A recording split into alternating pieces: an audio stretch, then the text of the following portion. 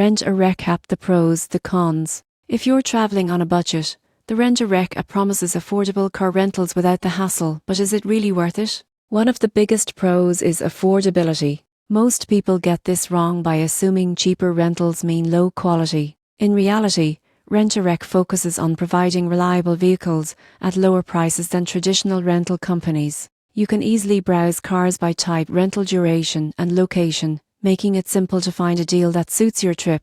Another advantage is transparency. The app clearly displays rental rates, insurance options, and fuel policies upfront, helping you avoid hidden fees. It also includes detailed information about each vehicle, so you know what to expect before you pick up the keys. For travelers who prioritize cost savings, this clarity is invaluable. However, there are cons. Some users report that car quality can vary, and older vehicles may have more wear and tear than expected.